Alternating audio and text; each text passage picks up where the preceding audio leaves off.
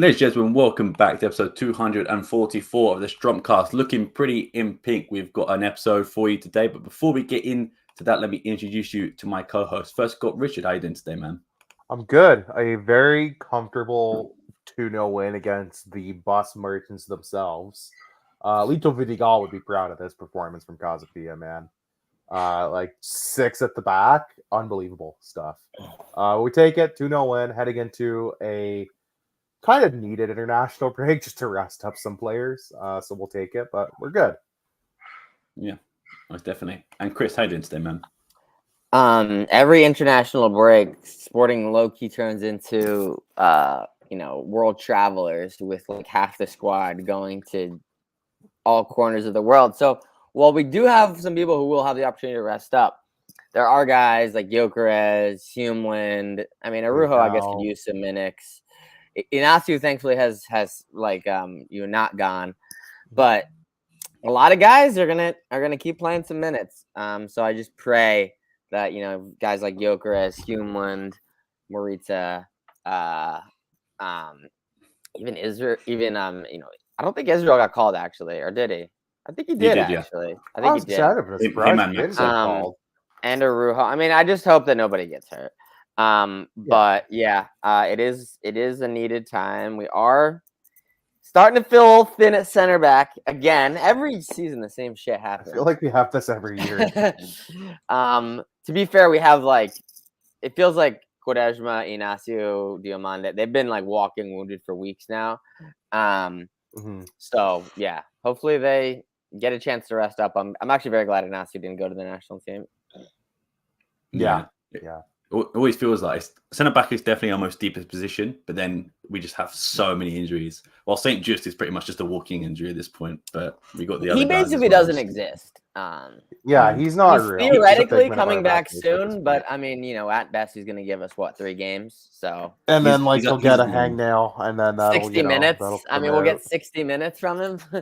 It'll be pretty much a luxury player at this point. You have him for like 2 weeks, and that's it. For the first 2 weeks, he's very good. So maybe we can use him. It actually looks like it might line up with one of those Champions League games against one of the better teams. So one of the big ones, Let him cook. Let him burn down the wing.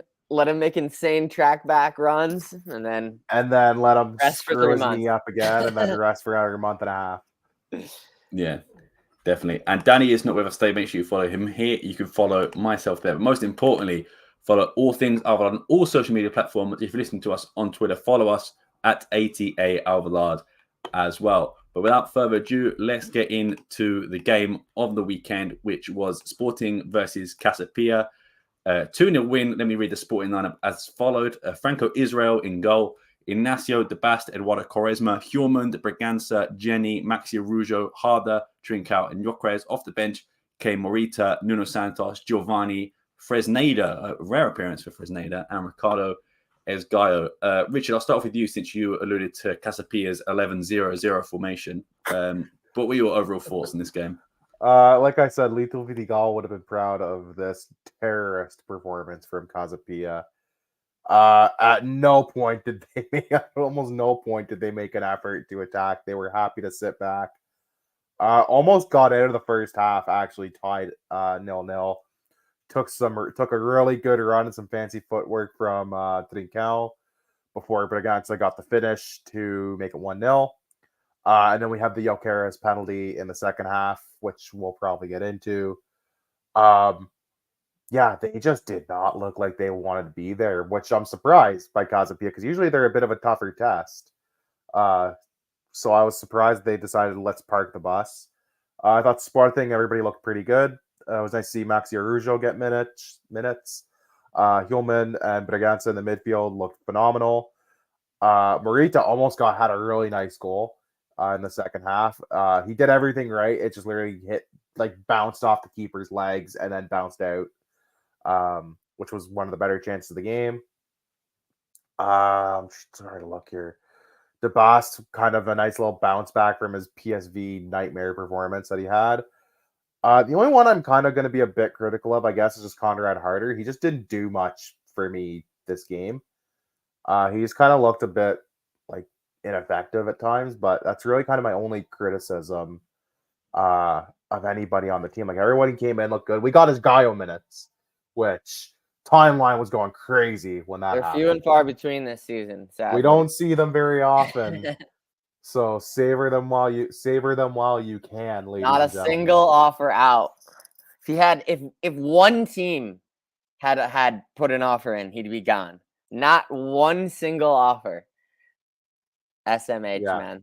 Yeah, it's nuts. Like I saw him coming on, I was like, yo, 1-0. It was like a 1-0 game, I think. Still, I don't even remember. That's how little I remember of this game. It was so boring. You know what's I think crazy?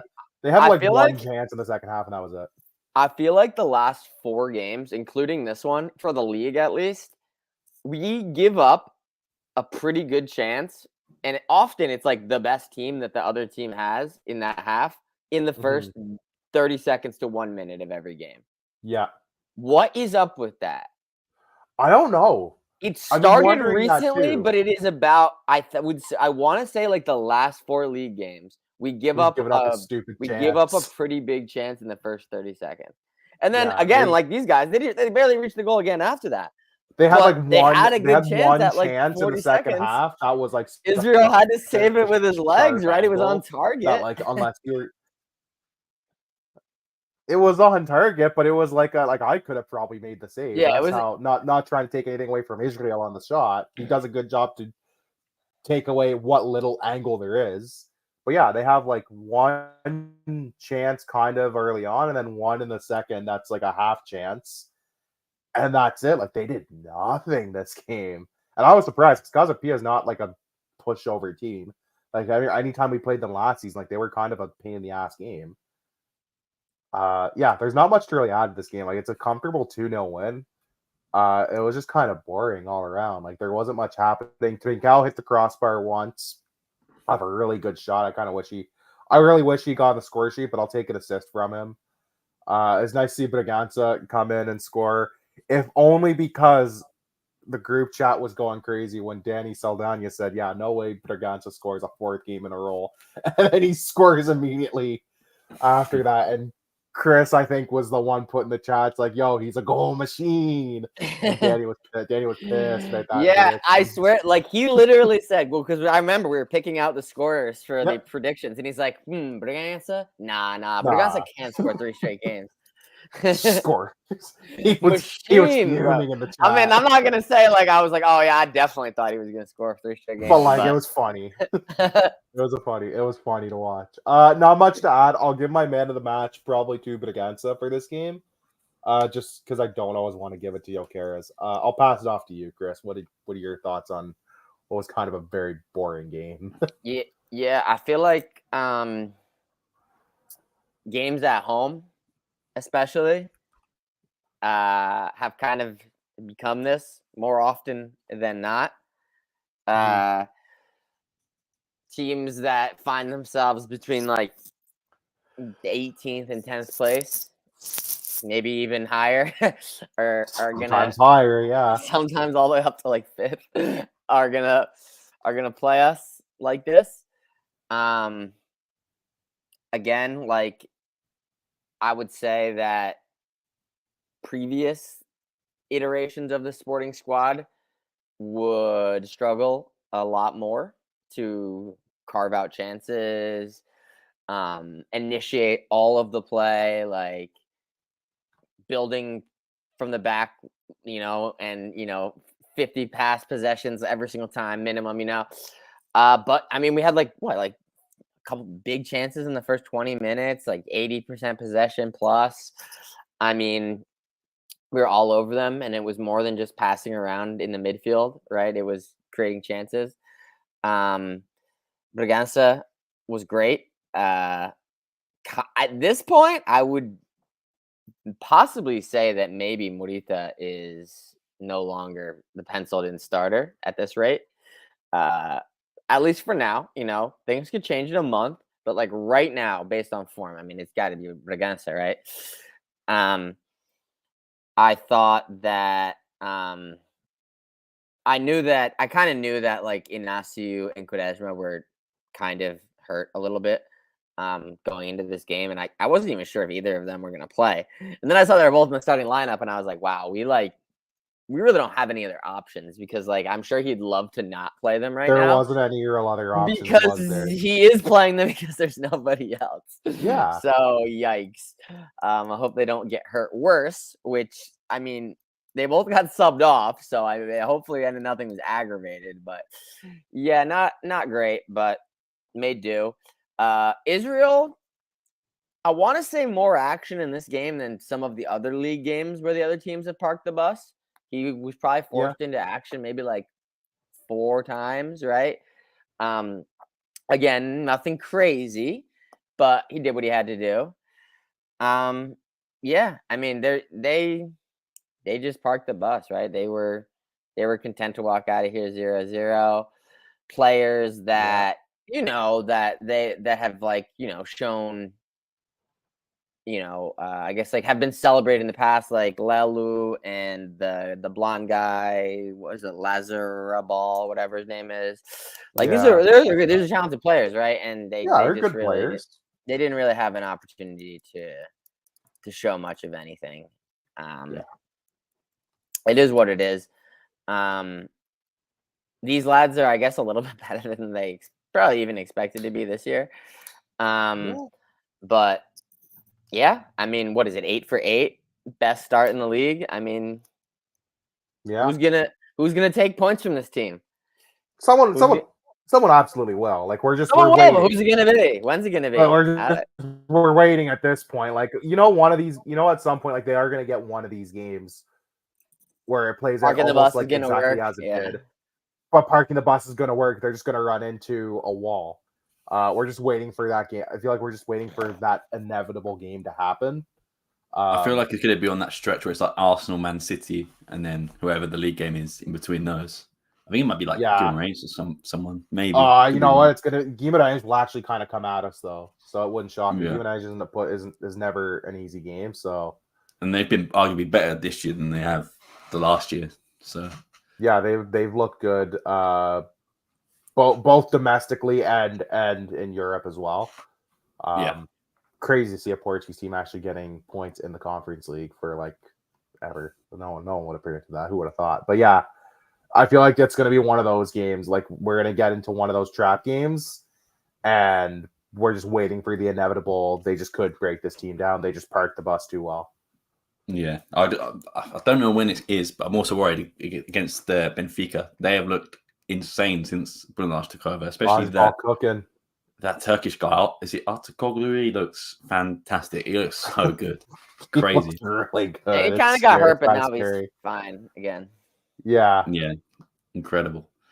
Yeah. It's always some baller we've never heard of, too. It's always some guy we never heard of until he joins Benfica. It's who? Yeah. But with this game, I'm not going to piggyback on what you guys said too much. Very boring, I agree. I think your Richard, your criticism of Harder is a bit harsh. I feel like just because they had so much men behind the ball, it was difficult to get even in the box. And some of the shots he did take were outside the box didn't go on target. I just feel like there was not much he could have done. But maybe I think maybe he could have done a bit better in some of the final decision makings. But I think he wasn't used to playing against such a low block team. And to give credit to former Sporting centre back João Goulart, I thought he was pretty decent for them as well. That dude played for Sporting when?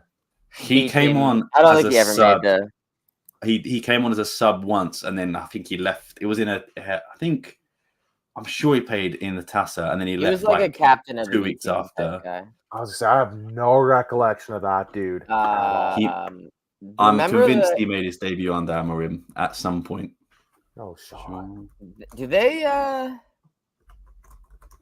still have Jose Font this year? No, he does. Yeah, he's still there.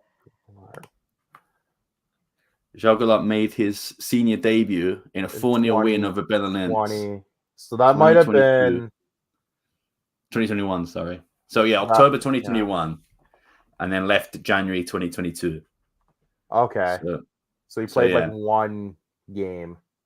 Yeah, one game off the bench. Yeah, one of them. Yeah, that's why I don't remember. I was like, I don't even know who this dude is. Who is Blood? Yeah. So What was strange was before the game started, Record had put out on their cover that Fresneda was going to be starting at centre back instead of either Quaresma or Inacio. Boy, they got that wrong. Yeah, but there's You'd also rather roll out Eduardo Quaresma with one leg, which how times have changed, man. He wouldn't even roll that guy out with 2 legs before. Or no, he couldn't. You wouldn't even roll that guy out to the bench, let alone on the pitch. That's crazy. But I don't know if you guys have seen on Twitter, there's been sort of a backlash because the team sheet keeps getting leaked the day before through like a WhatsApp group or like a Telegram group or something. And it keeps falling its way onto Twitter as well. And people are obviously quite upset that's happening days before a game. So is that where the Fresneda rumor came from? No, that was just from Record. And then they just that put it same out. day, they just put it out probably like was the team sheet that leaked true? Yeah, it's spot on. Oh, okay. Yeah, that's that. Okay, whoever's doing that. Well, here's the thing: like never gonna the see this, players, problematic. The players probably get it sent to them in a WhatsApp group. Maybe. Yeah. So they know, like, this is who's playing tomorrow. But like, is one of the players leaking it? What the fuck? Yo, whoever's leaking that, you'll probably never see that. Someone in the chat. It has to be someone in the chat, right? Yo, someone's acting sus in the chat. This is some Among Us shit. Who's the imposter? Like, we got to vote him out. Like, whoever's doing this, by the way, you'll never see this, but knock it off. You're being a problem. It's debauch. Yeah, but it's... That's debauch. Zeno's pissed. I've seen it all over Twitter. I think like Bancada Leao has been like quote tweeting it as well. So you can find it somewhere. I'm sure someone's tweeted it in the last. Yeah, I don't know how I missed this. It's actually Gaio leaking it. I don't know how I missed this whole storyline, bro. Yeah, this is news. I'm just finding this is news to me, but yeah. I'll try and find the tweet so I can link back to it. But it's actually Ricardo Gaio leaking the chat. But I don't know if you from last year as well when the video of the dinner at Porto got leaked and it was Veranda saying, "Oh yeah, we're gonna kill him, like we're gonna demolish them." And so he was like, "Yeah, go out and kill them." And it's like, what else are you supposed to say? Like, come on. Yeah, exactly. But yeah, other than that, Gyökeres again scoring a lucky penalty, I will say, so close from the keeper. I always felt bad for him because obviously I wanted him to win, but it was pretty soft pen to be honest. Yeah, at first I was like 100%. You see the replay a bit more. Yeah. Like, well, I don't know. He gets a little lucky on the positioning, on the power and stuff. Yeah, I mean their legs get tangled up, and he just kind of lets himself fall, and then he smashes as hard as he can, and it goes through the goalie. Yeah, he's a little lucky. Yeah, but it is what it is. And other than that, yeah, Braganza, fantastic. I agree with what Chris said. I think Morita sees the bench for now. Especially coming off after his long trips from the Japanese national team. I know he said before that he was going to he didn't want to do that too much more in the future because I believe he's like 29, 28. So I don't know how much longer his body can the take time that. zone is probably like what, like it's probably like a 10 to 12 hour difference or something crazy. It probably sucks. Yeah, it's crazy. From where we are on the East Coast, I think it's a 12-hour difference to Tokyo.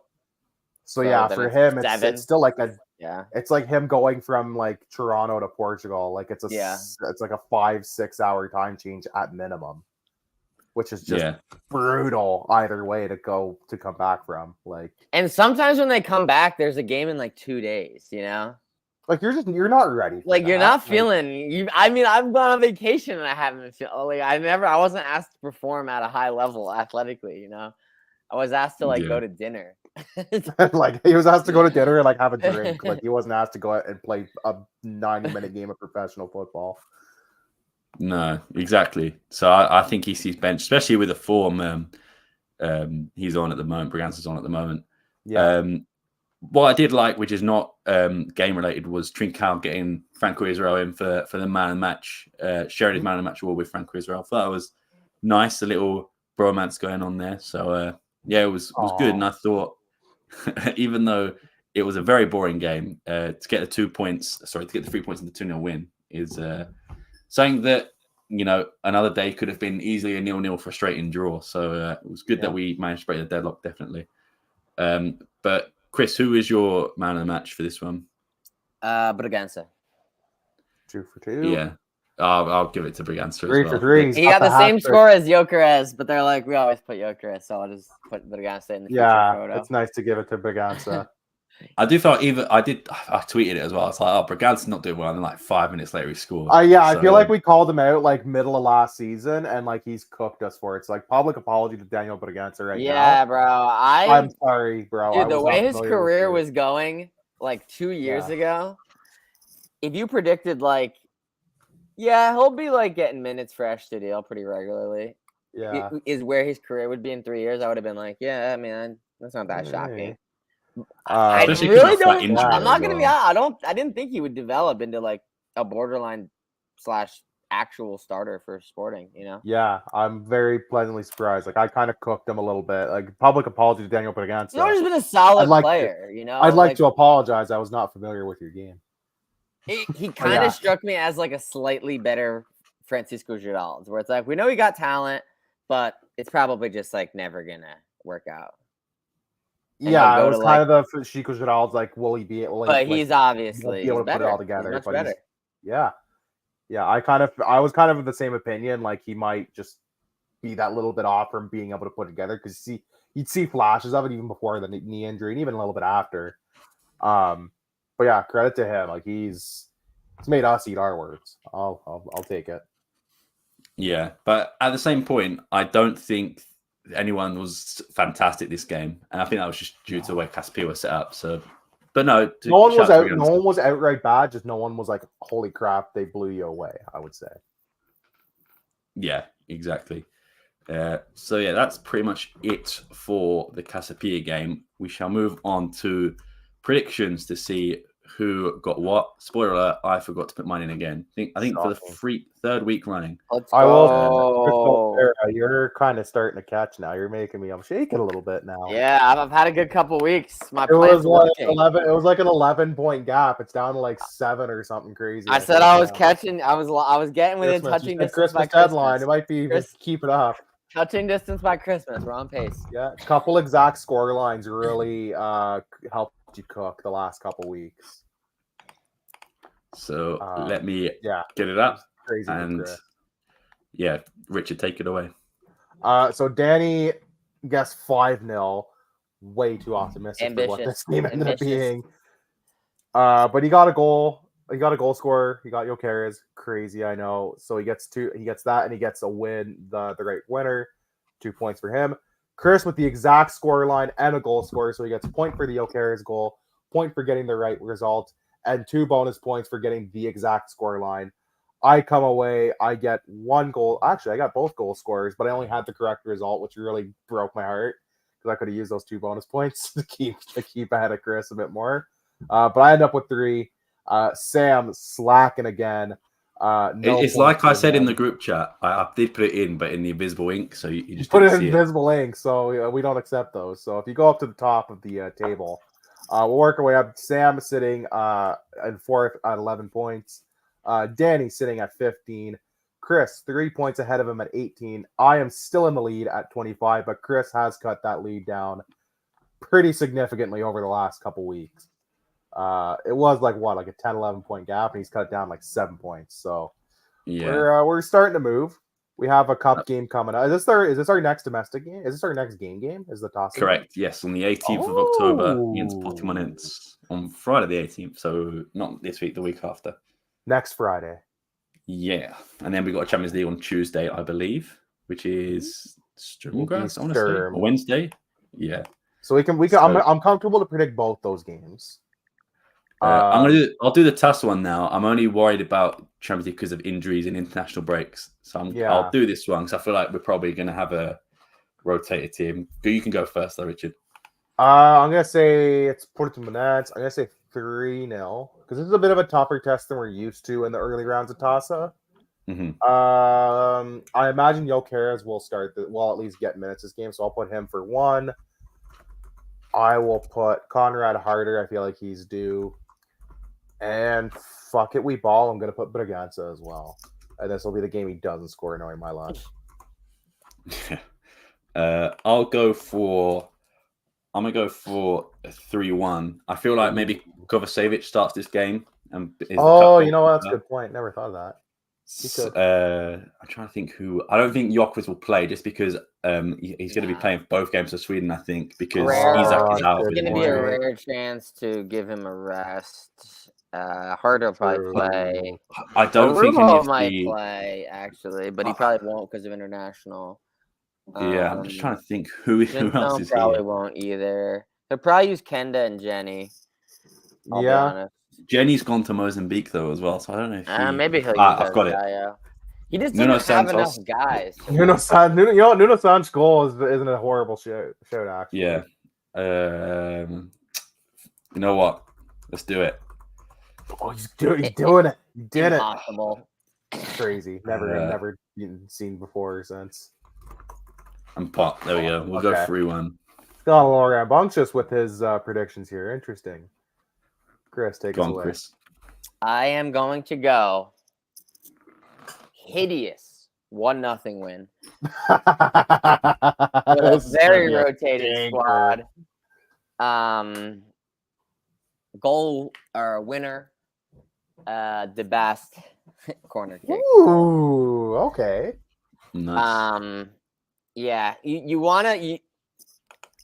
I was actually kind of pissed. I'll be honest. Like when I saw this draw, because we've gotten Campeonato de Portugal teams, or we got a second division team. Best Liga 3 teams in this round. The last 6 years that I remember, and now we have to play a fucking Liga 2 team that just got relegated. We got to play. Okay, sure, they're in 10th this season. They're not tearing up the league, but damn, bro, that's at least twice as hard as any of the other games have been recently. Yeah, it's kind of that's why I only went 3-0. I'm like, they'll eke out a couple goals. But the rotated squad, all the guys don't always have the best chemistry with one another. So yeah, I think it kind of has the formula for a 1-0 in my opinion. Okay. I don't know. I respect it. Are Portuguese that good anymore? I can't say I keep Apparently not. They're in Liga 2 or second division. I think they're in 10th. So it's not like they're going. They're actually in 16th relegation playoff position. Oh wow, crazy! That's right. Only 5 points on the season so far. Yeah, still time to change that prediction, brother. That is a good point you made.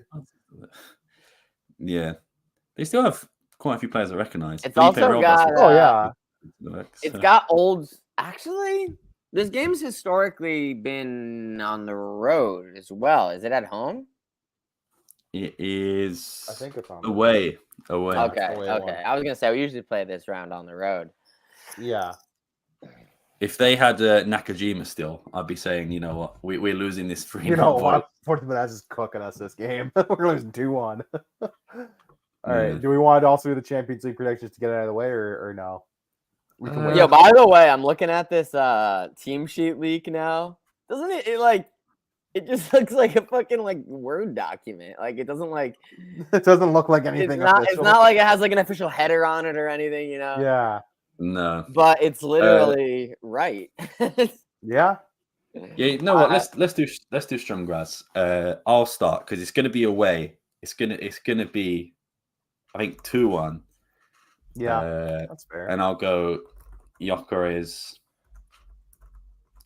We'll just go ×2. I feel like that's a safe enough bet. I'm gonna go 3-1. You know who's going to get a chance to cook in that Portuguese game now that I think about it is Edwards, probably. Oh, yes. True. Yeah, true. That's prime Edwards game.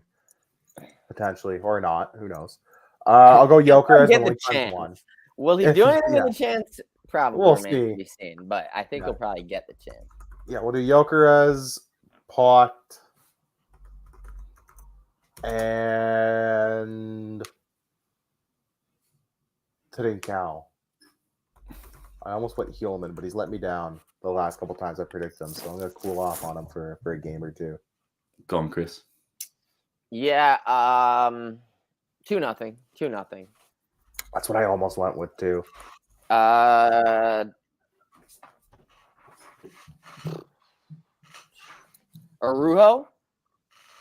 Ooh, okay. He strikes me as the new Edwards, as in like the sense that he's gonna get chance in the Champions League. He's gonna do some sexy. He's gonna do some and sexy. He's gonna stuff ball out. He's gonna ball out. Yeah. And he's gonna help the comp makers out. Yulman. Yulman. Ooh, I like that. I was waiting for like late in the season when like all hope's lost for somebody, and they pull a Danny and be like, "Well, we're playing Braga. We're gonna spank these guys like 6-0," and it ends up like 5-0 or something crazy, and he predicts like half scores. We all called him a madman. I remember that was a great game last year. I'm like, Danny, yo, what did you know that we didn't know about this game? Yeah. We do have some news, which is been breaking recently. You know, it's good when Fabrizio Romano tweets about it as well. So let me go down to it. So Hugo Viana, the current sporting director of Sporting, has been linked to a move to Man City, as the current Man City director is off. He's leaving at the end of the season. Hugo Viana is supposedly the number one target. Richard, what are your thoughts on the potential move? A little bit out of left field, I guess. I wasn't expecting him to leave anytime soon, but I also get that he maybe wants to move onwards to other things, and he's done a pretty decent job at Sporting. I just don't like that it's Man City because, like, you know, have fun trying to recruit players in friggin' National League, buddy. You know, you're gonna be recruiting guys. You're gonna be in League 2 next year, probably. So have fun with that. But jokes aside, like I get it. He's looking for a step up. It's a career move. Man City's a very well run team. They've definitely got the money to entice anybody to want to go there. So I don't have any like real strong thoughts on it. Like, it's just a rumor at this point. Like, Fabrizio's kind of been way off with a lot of his sporting rumors the last year. Like, he's been way off base with some of the stuff, and it's just like, I don't know. I'll wait till we actually see something more concrete. Because he was the one who kept saying like, Nidish to Sporting is done, and Amorim's done at the end of the season, and Jokeres is going, and none of that happened, and like it wasn't even close. None of that was even close to happening over the last year. So I'll wait and see till something actually comes out before trusting like one or two Fabrizio Romano tweets. Yeah, fair enough. Chris, what about your thoughts on Hugo Viana to Man City? I guess it doesn't. It doesn't shock me that he's making a jump. It feels like Man City is like close to like a big shuffle, right? It's like they're like, their dynasty, you could say, is like slowly like I don't want to say like they're gonna be bad, but like the players and obviously the manager, I think his years are numbered there. It feels like they're gonna have a big shift, but is it this season, next season? Like, is when it does 2, that 3 transition years? come? Yeah, Essentially? so it's like I don't know exactly what the timeline is. So I don't even necessarily think that let's just say Pep leaves at the end of the 25-26 season. Okay. This rumor might quiet down, but because it's quieted down for a year and a half, it doesn't necessarily mean that like he's not. It just means that like the timeline isn't exact. But like I could see this like just being dormant news for months on end, and then all of a sudden in like 18 months it pops up again because like they're actually doing it. Now we actually need to make the moves. So I think that he will probably be in the running for similar type roles at other big clubs. The top 12 in Europe, right? Roughly.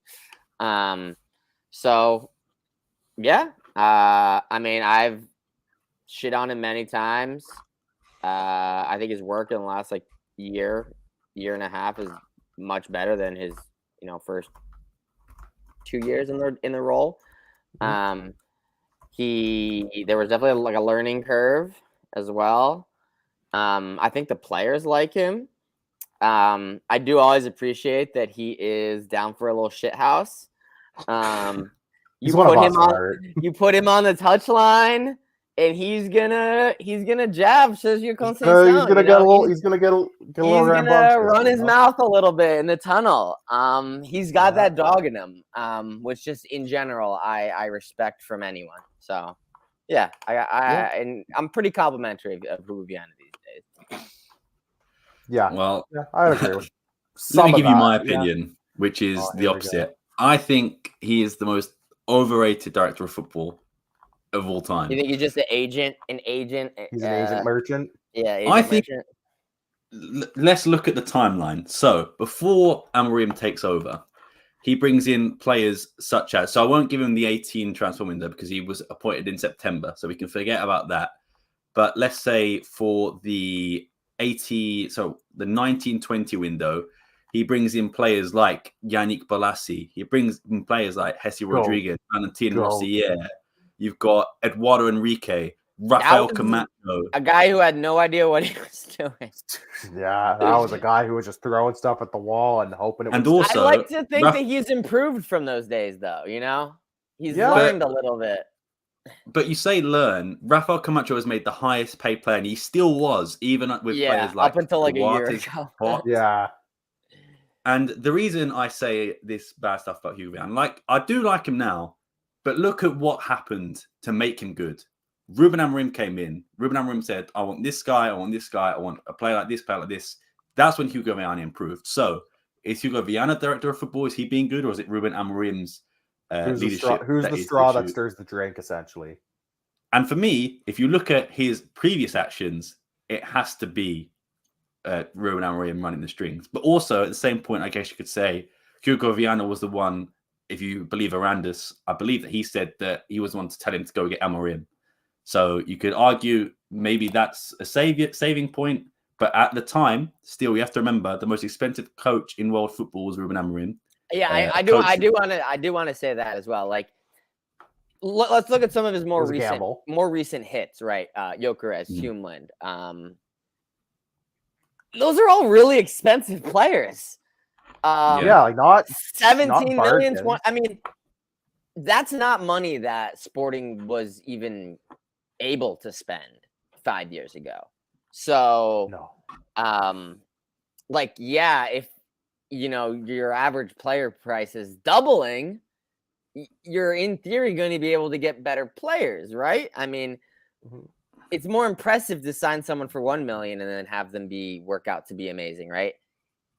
It's not like Humeland was some unknown player, right? He was the captain. No, this is a guy who played in Serie A. Sure, he was like lesser known to your average fan, for sure. But he's the captain of a Serie A team, right? He's not like a secret per se, He's not like playing in some favela or some like the Serbian amateur leagues or some random shit, right? He's a well-known player. So and Gyökeres was playing in the championship. He was the leading scorer on a team that almost got promoted, right? Like that's not again, it's not the most well-known thing ever, but it's not a secret exactly either. So is a lot of his success just it's easier when you have that kind of money, Yeah. Because I'm looking at the year he was bought in. So it's the transfer window after. So Vieto bought in 11 million pounds. And the reason I bring this up, 11 million euros, sorry.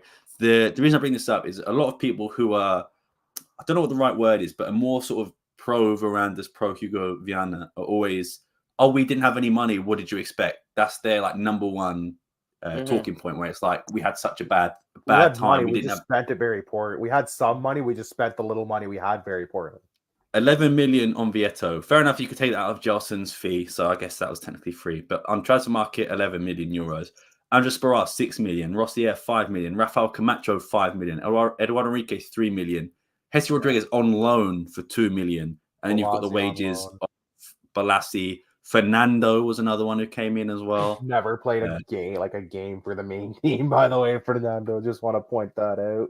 Yeah, that's 0 for 7, all those transfers. In terms of sales as well, when you look at this, Rafinha, 21 million. I mean, we made profit, fair enough, but he went to Leeds and Barcelona for record fees after that. Left and we made profit, but that wasn't really a him signing. Bastos hit left for sale. 7 million. You got Bruno Fernandes there as well, to be fair. But then like Jonathan Silva leaving, Domingos Duarte leaving. I think the Turkish guy left as well. What's his name? Demiral. Yeah. So, man, I don't know. I just think, my personal opinion, I think he's been saved with Ruben Amorim. A lot of what happened in those years, 2018, 2019, 2020, it's memory hold, right? It's as if it never happened, right? Yeah. And that doesn't just apply to Hugo Viana. I think that applies to everyone at the club, including the fans, including us, me. Yeah. Right? Definitely. So everyone's sort of getting the benefit of the doubt of that, you know? Yeah, it was post Alcochete, and then COVID hits like a year later, right? Like, or 2 years later. Yeah. Like it's a weird, and then we win the league. not fun time. And then they win the league out of nowhere, almost going invincible. Like, Mhm. and to be fair, a lot of the signings they made, like Nuno Santos still with the team. Fidal coming in was integral on the team. Adan for a lot of that season. Still not the greatest goalie of all time, obviously, but had some key moments that helped them win the league. Who else am I thinking? Like Potts coming in, even though it was the Varandas 50% special at the time. There's probably one other one that I'm missing. No, I think that's it. That's all that's coming to mind. But like, Trincão came that summer. Trincão didn't come in that year. He came in a couple years. He came in the year after. The year after, like. Good signs that were integral. And then you do look at the work like Trincão coming in. Obviously, Trincão had a bit of a rough start, but like, what do you expect from a guy who got outcast from Barcelona, had such high expectations, that ends up at fucking Wolves of all teams? Marcus Edwards was a good transfer, especially for the time. I think you look at the hits even for this season. Like, I'm just saying, obviously you've got the GOAT and Tunes. For the Antunes. I forgot how could I true. Antunes. Oh, Antunes, I'm sorry, brother. You're my guy. I loved you. But like good signings for that. I he's had more hits than misses since then, I would think. And to be fair, Arturo Cabral or Gomes or whatever his name was aside.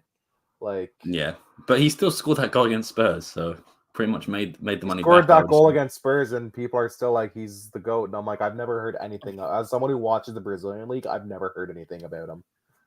No. So I will say though, despite my criticisms of Viana, he's going to be put in a position where it's almost impossible to not do well with. You've got to try to self-sabotage for a team like with that type of those types of resources almost. The scouting teams they have. Of course, Pep Guardiola has a great life of talent as well. Even like their youth academy, City's youth academy is still very good, like one of the best in the country with some of the players that have come up.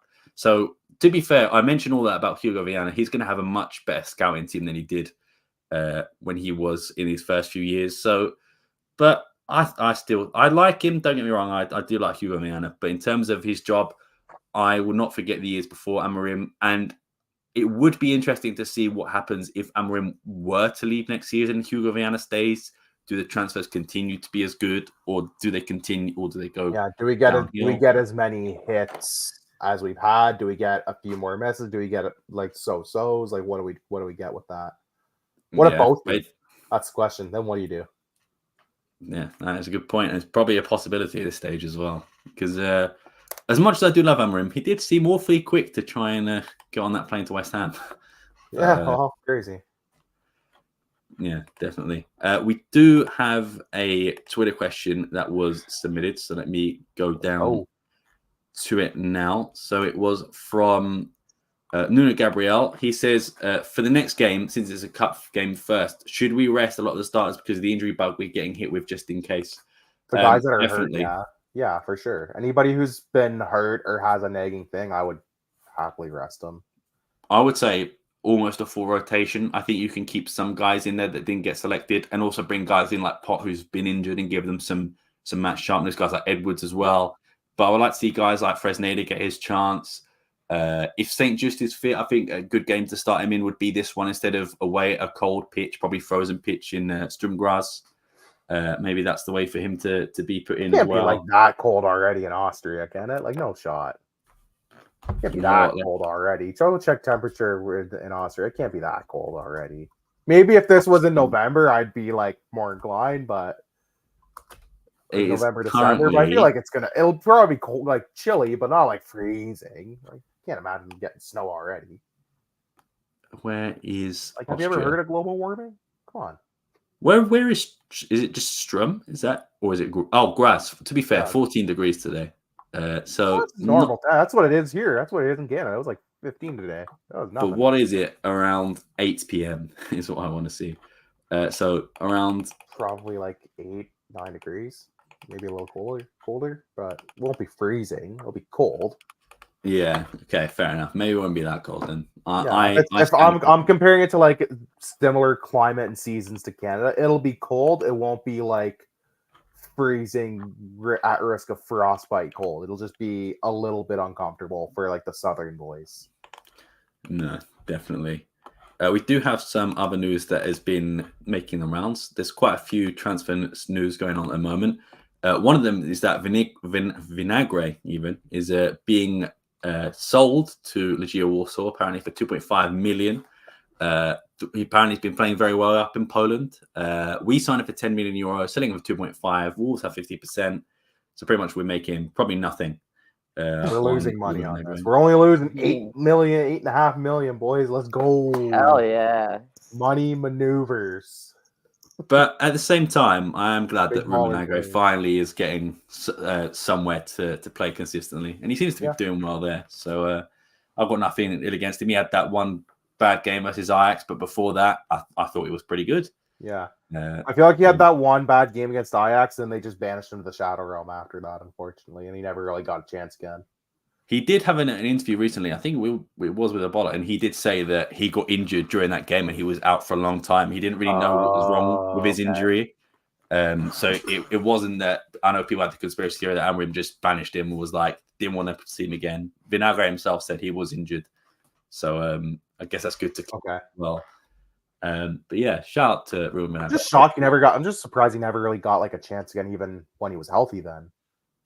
Well, even when he went to Everton, he played, I think, 2 games in both, maybe 40 minutes in total. So there must have been something still there that was bothering him, I suppose. And then he went to Hull, and I think it was the same. And then I went to Italy, and that's when he started playing well. So maybe it was sort of like, maybe it was just an injury thing that he's now best of. I'm just, because that's what I'm thinking. I'm like, it had to have been an injury because, like, he had one bad game, but to never give him a chance again if that was the case was kind of crazy. So injury makes a bit more sense. I feel kind of bad if like he just one game and they're like, that's enough of you, go away, we're tired of you, leave, and don't come back. A little harsh. Exactly. So, all right. No rest for Gyökeres, unfortunately. I touched on it a bit earlier. With injuries to Alexander Isak and Nielsen, there's only one striker that's probably going to be playing both games. That is Victor Gyökeres. So hopefully he does get the rest against Portimonense and gives enough time to rest for Stromgras. We did put it in sort of the topic of today's video, today's podcast, even, which was going to be the injury crisis because we've had so many in such a short little time. I think we've touched on it enough, really. But like the centre backs, Pedro Gonçalves was out as well. Edwards has been out since almost the start of the season. Ignacio Mateus Reis, Diamonde, St. Just, of course, you can add to that list. Quaresma. It's crazy, and it's not even. Kovacevic even had a little knock at 1.2. Like, Kovacevic, that's true. Yeah, I'm sure there's others I'm missing as well. Yeah, I chalk it up to just on like some bad luck making up for the fact that last year they didn't really have many injury crises, did we? No. When you think about it, like they were like this team was pretty fortunate last year to not have like a ton of like long injuries and not a lot like to get like grouped up together like they do now. So I think just chalk it up to just some bad luck and just like they're still playing a good volume of games early in the season, right? So it happens with games, happens with just the fact that you're training so much more. It is what it is, right? Yeah, exactly. And I guess you'd rather have it at the start of the season than towards the end. So why not? And then there's some other bits as well. Marcus Edwards is back in training. Pedro Gonçalves should have came back today. So both of them should be fit for, I guess, Portimonense, but worst case, I guess, Stromgras, they'll be fine. Be good to have Pedro Gonzalez back. I do feel like when he's not playing, you do notice that there's a Pedro Gonzalez shaped hole in the team that is not being filled in terms of not just on the ball but off the ball as well. I feel like we do miss him very much, and it'd be interesting to see Edwards. Been sort of, we had the running joke of Paulinho being UEFA man, but Marcus Edwards in Champions League as well is only when it's an English team. Only when it's an English team, and he's trying to get scouted. We've got 2 of them coming up, so that's the old Edwards though. Cook. Also, he's got to get on the field to cook. So he did in the one game he did play this season. He did score. It was a decent goal, wasn't it? The sort of run skill and then good finish in the bright green kit. So he's still got it in his locker. I just don't know. It's in here. He's got it in his head still. We know that. Yeah, UEFA man Edwards tends to cook when it's the English boys. That's what I've noticed. Yeah, so let's see if he can do that versus Arsenal and City in a few weeks. This was a really big record cover for some reason, using transfer market figures to attain that Sporting is the most valuable. Anybody that rips on us for using transfer market for player values, just know. The big boys are coming with it and reporting on it as well. But also at the same point, it's like, okay, that is true. The squad value has improved massively. But when you look at transfer market, it takes the player values into account. For example, Conrad Harder signed for 90 million. So he's worth, I think, if I have a look here, he's worth 16 million already. Not 19 million, but yeah. But like, it's transfer market. That's the transfer market, though. You've got to overpay for players, like no matter what. Now you don't get a lot of deals anymore. Exactly, but if you look at some of the fees in here, Israel 5 million, Kovacevic again because of the value 6 million. Mm-hmm. You've got other players, of course. To be fair, Inacio Diamonde, I'd say that makes sense. Yeah, seen as well. Jerry St. Just is not putting in 8 million from anyone. That's crazy that they still have him at that. That's what they would have him in FIFA. His guy for 3, I think, is also a bit of that's kind of high for me personally, dog. Morita at 29 as well, 15 million. Ooh, interesting. And yeah, we mentioned the values of like Maxi Rougeau as well. Gal's gone up a bit. Edwards has gone down. You could probably add like a 50 million to that Giovanni Kenda one as well. Oh, someone will pay stupid money for him, like at the end of the year. I'm certain. And of course, a lot of that is Gyökeres being 70 million in value as well.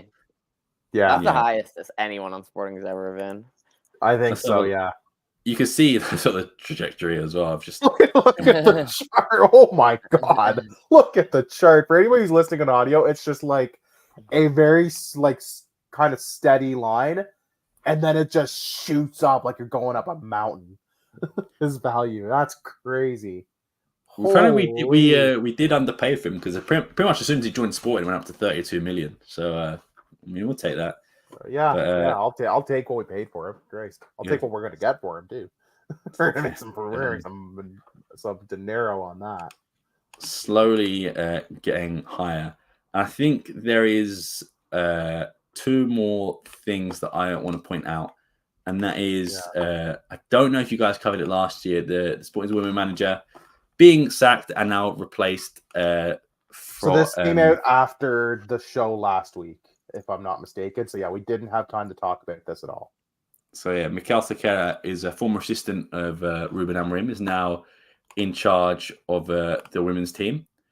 I don't think it was a shock that the Mariana was let go. I think there was a lot of disconnect. Was she let go, or did she resign, or was it kind of a mutual thing? Do we think? A disagreement, I believe, was the. I think it was more of a. I think my time's up here, and they're like, yeah, if you didn't think so, we certainly think so. So let's just part ways and not make a big thing out of it. Yeah, and I think it is time for the Sporting women's to step up and challenge for titles and go for silverware again. Something that really hasn't happened recently. So there's a team that hung around with Real Madrid's women like a week or 2 ago. Really deserved a draw against them in the first game. Just ran out of gas in the second game. So the signs are there that this can be absolutely like a good team and a competitive team. It's just I think they need someone who can help take him to the next level, and I just don't know that Mariana was that coach. I think she was a good coach. I just think they needed someone maybe a bit more experienced, and so maybe with just a bit of a different vision potentially. So we'll see how Mikel does. Yeah, definitely.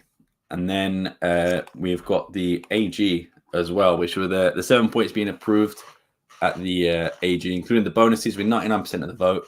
Viana's annual salary was raised from 240k to 300k, and his bonus opportunity was increased from 180k to 300k. Admin's raise is also 190k to 225k.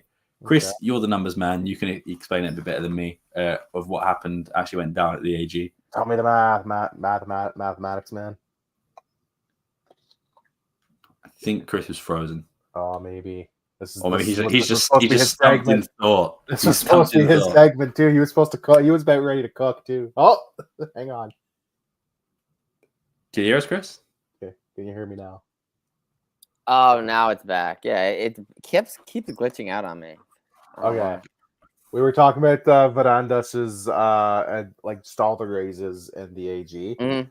You're the finance bro here on all things Alvalade. What do you make of all these numbers that Sam just threw out? It's not that surprising. I'd be curious to see what Villas-Boas and Ricosta salary is. But I am gonna say this, like, especially because I know that like the wage scale in Portugal is, I guess, like on a sliding scale, it's lower than it is in the U.S. Like an average salary in America would be considered a maybe upper middle class salary in Portugal, for example. Yeah. So I mean, this is a shit ton of money, right? And I'm gonna be honest, because this is now the second raise, I think. I believe he was at 180k when he first started. So if he hits all his objectives, with the salary, he's looking at over $500,000, 600k. I mean, it's a fuck ton of money. Pretty substantial, yeah. For your salary, right? And obviously that is assuming he hits all his objectives, which is like be champion, like, make the Champions League quarterfinals or whatever the fuck it is, right? But I mean, no matter what happens, he's on substantial wages. And yeah, I mean, there's not really any pushback to it, right? Because things have been going pretty well generally for the last 2 years or so. So he can afford to do this. And yeah, I mean, I don't really have much comment other than I think he's kind of found his way of like when he comes out of the shadows, when he puts himself front and center, picking his spots to kind of make he knows when it's time to come out and say something, when it's time to disappear for 3-4 months at a time. And yeah, for better or for worse, he's figure out how to become a smooth operator, if nothing else.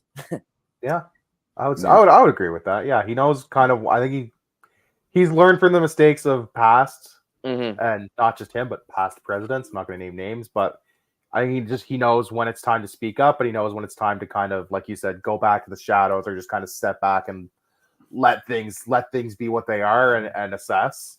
And just kind of stay quiet, so which is good. I prefer leadership to be like that, as opposed to combative or trying to start shit in the media or start shit with players or whatever. So I think that there's obviously there's been increased media scrutiny on their rivals more so than them due to scandal, instability, sporting performance, natural cycle of change.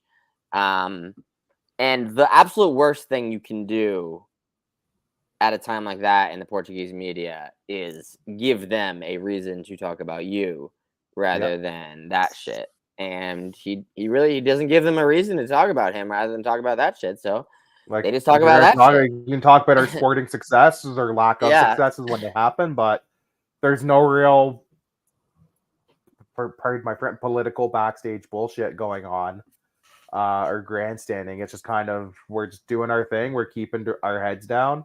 And I think Villas-Boas will be that same kind of leader once he's able to find his footing. Who knows what the hell's going to happen with Rui Costa down the line, but I think that's just kind of the way Portuguese football is kind of trending, which is a welcome sign, that you don't have people just attacking each other like school children on social media. Like you're running a professional football club or multi-sport club. Act like a fucking adult. Don't act like a child in the media. So a welcome change of pace, I think. Nothing really to add. I'm okay with them getting a bit of a raise. The team's been doing well on the pitch, off the field. Obviously, business-wise, the club's been doing very well with player sales. The marketing has improved. The social media looks phenomenal. Just fix your website and fix your shipping on Loja Verde, then I'll really get behind you then. Yeah. The app. They said that the app's been coming for 3 years now. The app, it's always coming. We'll never know when. Our shipping fees paid for his raise. Yeah, it's just a shipping fees we paid for that raise. 30 euros a pop for shipping. That's like, 5 Loja Verde orders covers his freaking salary for the week right there. Thanks. Chris, do you have any modalities news? Handball won for the league, and then they tied for Champions League today. Kind of a disappointing result in the sense that they kind of blew I think a 6-goal lead at the end or towards the end. But still undefeated, 3-0-1 in the group, and I think 7 for 7 or 8 for 8 in the league. So still a great season. Still going well. Basketball, there is a delay in the start of the league. The first 6 weeks are pushed back, basically, due to collective bargaining, with the ref type situation. Oh, okay. I was wondering about that. Why the delay? Okay. So they played a Champions League game though yesterday or 2 days ago, maybe Monday. I don't remember. It was this week. And they lost relatively handily by 18-20. Italian team. I want to say it probably didn't help not really having any legit tune-up games before that, and then just having your first official game be a really good team. Lost there. Futsal still hasn't started. Ladies won. The first game of the post-Mariana Cabral era was a win, a 2-0 road win, I believe. And it was before Mikel Cicada, I think that's his name. Segura, whatever. Yeah. I forget his name. Mikel, something like that. It was between Cabral leaving and him getting hired. So he has not coached his first game yet. And that'll be coming soon. Yeah, it'll be their next game. B team tied. Threw away 2 points, kind of. Conceded a 95th minute equalizer against Bolnes at the Castelo. Good, good times, good memories. Some big clubs doing battle at a famous venue. Obviously it's disappointing to drop points, but they're still in good position in the league for now. And I think that's really it. Yeah. Fair enough. Before we end up, I know Richard really wants to talk about a certain topic that's been making I saw this page. I'm sorry. On social media, on X, it is Richard's new favorite Twitter account. This is the greatest page in the history of social media. It is. I never thought I would utter these words in my life. It is a Benfica North Korea fan page. That's it. It's hello. So Sam's got the trainers. Hello, we are a group of North Korean Benfica fans with the idea of creating an account to talk about Benfica and our top leader, Kim Jong-un. Follow us. This exists. Someone took the time to make this account, and I forget who shared this. Was it you, Chris, or was it Danny who shared this? I think I'm it was not Danny. sure. I don't know. I went through like just tweets and stuff. I was crying laughing at some of the tweets. If there is a Sporting fan out there who happens to be North Korean, you gotta get out. You gotta corner the market now because we can't let these guys have all the fun. This is incredible. This is just it's so. What is that one? This is so dumb. Is that Ruby I don't- Rose? I don't know if I can scroll down anymore. Scroll down. This is so stupid. I literally know exactly what video that is. It's definitely the one of her in the Benfica jersey. Yep. Yeah, it How was, yeah. does that video exist, bro? Like, We live in a simulation. Fuck. That's the only what? possible way. What OF baddie is gonna make a sporting video? Like Richard, What now's the time, man. American that was my OF that was baddie? my Lil Mommy I- Barbs does not count. yeah. This is just I have no words. I know this is I want to sporting say. related. Oh, okay, while we're on this topic, anyone see the news of Fabio Payne? What his Yes. Oh he's been yeah, getting we into were talking recently? about this in the group chat. Yeah. I want to. Something came into my mind, right? Like Fabio Payne, obviously former Sporting player. Diana Melancia, the Portuguese porn star who collaborated him with that for that film. Yeah. She follows us on AT Alvalade. I don't know if she Are is a you trying Sporting to fan, insinuate, Chris? Hold but on. I remember. I want to say it was a sporting scene, is what I'm saying, potentially. I remember where we like need to get a tweeting at her like Patreon. 2-3 years ago. Danny might know more specifically, but like I think Diana might be a Sporting fan, but don't quote me on it. This is where we need a Patreon. We got a live react as a group to the Fabio Payne. Yeah, Payne true. film and Yeah, I haven't had a chance to see the film yet, but I've heard Analyze it like we would it's been getting against, good like- reviews. Yeah, we got to analyze that like we would analyze a game against Moreirense. Could you imagine? Breaking it terrible. down. This is terrible for him. It might be more Look at this. entertaining than that Just Casa lazy. Pia game we just watched. To be fair. Questionable camera. Oh, that work game here. stunk. Questionable angle. But yeah, I know this. Yeah, I know this page isn't Sporting related, but this is just the greatest thing on Twitter. Like, just go take some time, take 5 minutes out of your day, and just scroll through the tweets and hit translate. It needs to be seen to be believed. It's so stupid. It's so dumb. I can't. It's so dumb. Oh god, this is what the internet was made for. With stuff like this, I the think internet on that won note, this day. there's nothing else to top that. This episode. We can't. We're tapped It's out. a good end. It's a good end. It is. Strong ending.